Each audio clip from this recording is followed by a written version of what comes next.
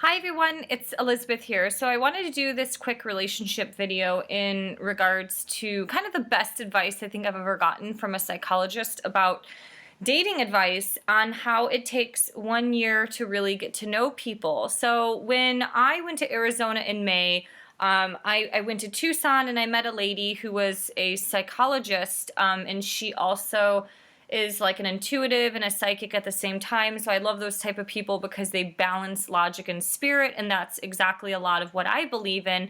And as she was doing like her reading and communicating with me, she said, you're the type of person that your mask on what you wear, or the mask that you wear is your genuine self. And she said a lot of people in this life aren't. And she started to continue to go further into this reading and discussion that we had, and kind of, I talked about some of my past struggles with relationships and things like that. And a lot of times spiritual based women or mystical women can sometimes attract people who don't exactly have the greatest of intentions, or you have people who are empaths who attract other types of people like narcissists and cluster B type personalities or borderline personality disorders. So a lot of times there's this like balance of energy.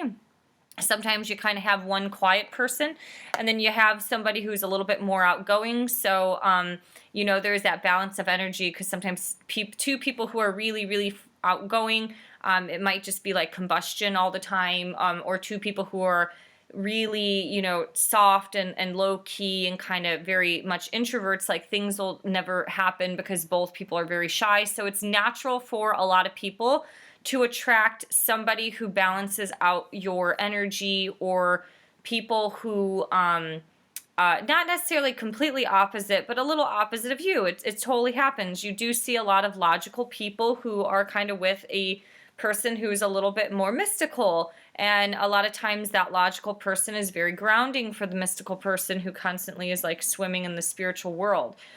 So here's the advice. This will be a very quick video. She mentioned that it takes 1 year to get to know somebody. She said when you meet somebody, everybody comes with a mask or a facade on, and it takes 1 to 2 months to get to know the person on a very basic level. Generally, people are on their best behavior during this time, but she said it takes about 3 to 4 months to start to see if there's cracks through the mask or the facade.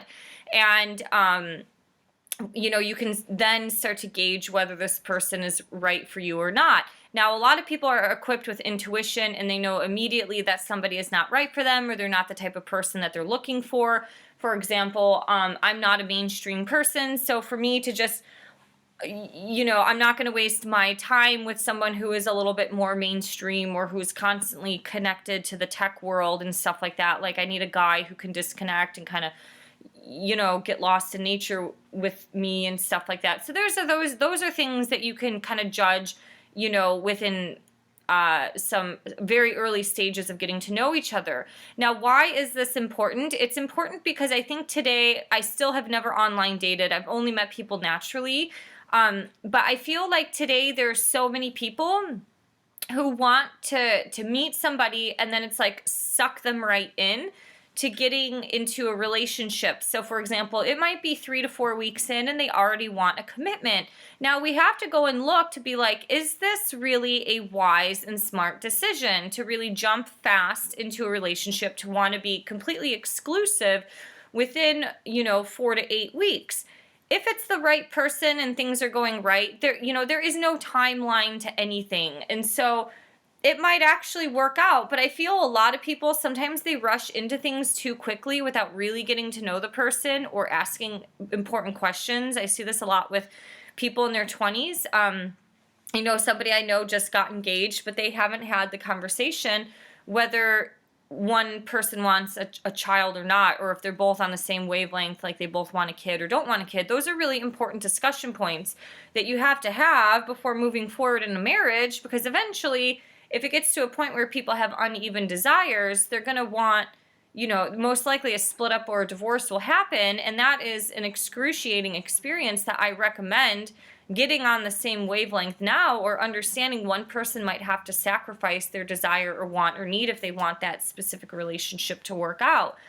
So I really took her advice, I guess, kind of seriously, because I remember, I'm thinking back over the last 2 years, people have given me dating advice. They're like, you need to download an app. And they're like, yeah, around 4 weeks, you could just see if they're the type of person who will commit. Um, and I'm like, really? Because I'm not a commitment phobe, but I would find that it would be really too fast to commit within 1 month. I would be a little hesitant on that, just because I think sometimes when you rush things, things don't happen.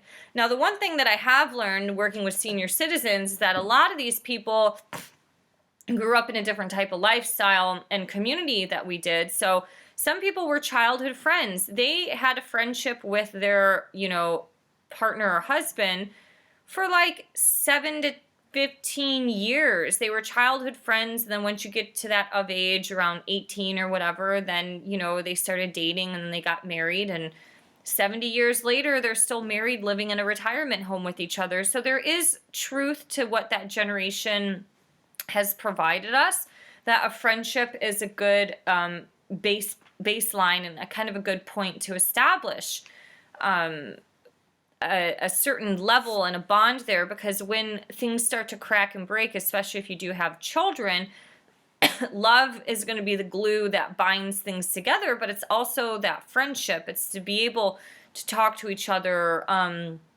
just to really get to know each other through the ins and the outs of their own mindset and life goals and desires and things like that. So if you start to look at this a little bit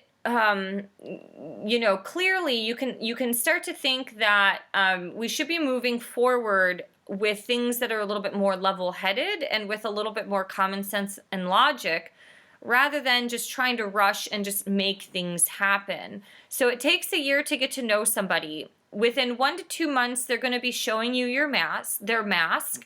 But then by 3 to 4 months, you should be able to start seeing if there's cracks within that mask. So you're kind of seeing, that, like she said, the first 4 to 8 weeks, you're seeing a mask. And let's, take your time to see if this happens. And the irony is, when she used the kind of time frame of 3 to 4 months, it's almost a season. It's a quarter of a year. So the reality is,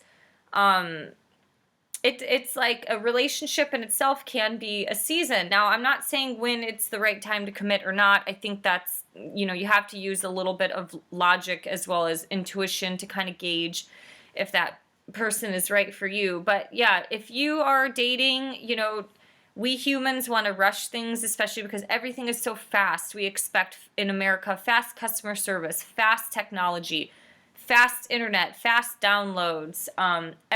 We expect fast weight loss, and it doesn't work like that. You cannot take the human experience and try to recreate the human experience like artificial intelligence. There are people out there who meet the person and they're completely infatuated and in love with each other, and they're engaged at 4 months, and then they live happily ever after. Those stories do exist. It's just not in the majority. So take your time and get to know the person. And yeah, so it's a quick short video. These are some thoughts that I have. If you have any thoughts about this, definitely feel free to share. I've talked to so many people who are in the dating world, and they kind of say, they all say the same thing. It's like a shit show out there. So something isn't working. You do have a rise in a lot of self-absorption and narcissism, so it's really important to look out for those kind of red flags and cues and factors. And I've dealt with that shit, done with it. Don't need, once you start seeing that crack, if you're starting to see cracks within the first month, you are very lucky, because that is a huge indicator that this is not for your best interest, and it's just better to walk away, to maintain a friendship or whatever you want to do, and just move on from there. All right, thank you. If you'd like, you can subscribe to this channel to help me build it. Thank you for liking, sharing, and subscribing, and see you guys next time. Bye.